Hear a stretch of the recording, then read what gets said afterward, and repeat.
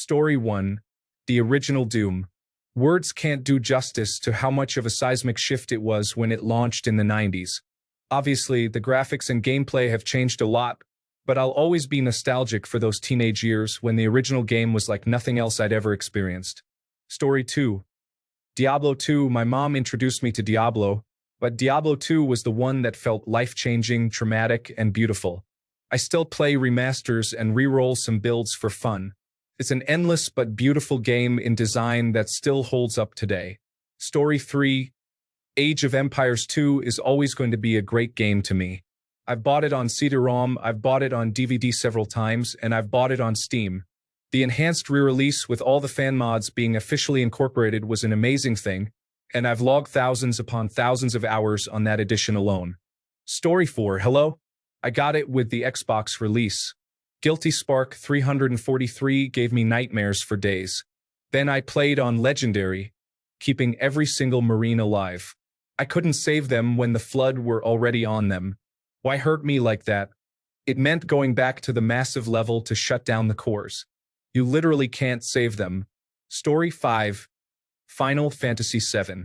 I like the remake too, or at least I really dig the soundtrack and consider it an overlooked masterpiece in the world of original soundtracks.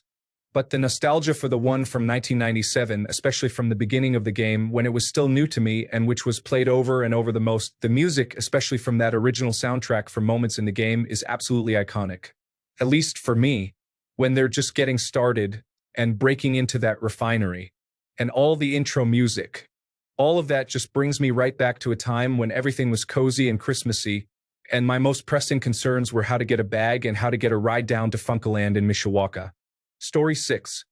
Quake 3 Arena brings back memories of my older brother setting his room up for local area network parties. Good times. 8 personal computers in one small bedroom was pretty cool to see. Story 7. Super Mario Bros. My son and I played that game almost non-stop for months and months in the mid-1990s. He showed me all the right moves and shortcuts to different levels. Nice memories. Story 8. The Star Wars arcade game from 1983. I was a freshman in college, and it was one of the arcade games in the lobby of the dorms where I lived. I should have set all those quarters aside and invested them in something like Apple stock, and I would be a lot more well off right now. Story 9. Half-Life. It was the first game to play properly on the family computer without any bugs or crashes, and it was my first personal computer game that was radically different from the old Commodore 64 games I played as a kid. It was wonderful. Story 10. The Legend of Zelda: Ocarina of Time. No matter how many years pass, replaying it always brings back that sense of wonder and nostalgia. It is a timeless masterpiece for me. Story 11. Dark Cloud. Criminally underrated game from 2001. My family found out about it through a demo disc that we played repeatedly until my dad finally got the full game. I even replayed it a few years back. It's showing its age these days, but it's still a good game even 20 years on. Crazy how few people even know about it. Story 12. GTA Vice City. I immersed myself in that game. I was trying to get 100% completion. Never got it. The music was from my high school days and made me feel so nostalgic. Story 13. Can't believe this wasn't mentioned yet. But Tony Hawk's Pro Skater 3, such an amazing game, especially for its time. Also, Original Doom, Air Warrior 2, Counter-Strike, Halo Combat Evolved, Battlefield 2. Story 14. Shadow of the Colossus still feels so epic and unique between landscapes, creatures, and the soundtrack. I always have to pick it up and replay it once a year. Story 15. The Super Mario series strictly because I grew up playing that series as long as I can remember, so it's nostalgic and brings back lots of good memories. Story 16. Contra. Konami Code. All of us neighborhood boys would get together after school and see which pair could go the farthest. Shout out to GoldenEye, 10 years, probably less. Later, most of us were still around and battling it out. Story 17. Most Super Nintendo games aged really well thanks to the graphics just being good, like Super Mario World or Chrono Trigger. For games that are still going strong to this day, Minecraft. The game is 13 years old now. My personal favorite is Grand Theft Auto San Andreas. Truly was the most ambitious game ever made. Story 18. There are a few of them. Super Mario 64. Definitely one of my favorite ones and favorite Super Mario game. I still sometimes play it on the emulator. Tony Hawk games. Tony Hawk's Pro Skater 1 to 4 and Tony Hawk's Underground 2. I grew up with this series, so I can't leave it off the list.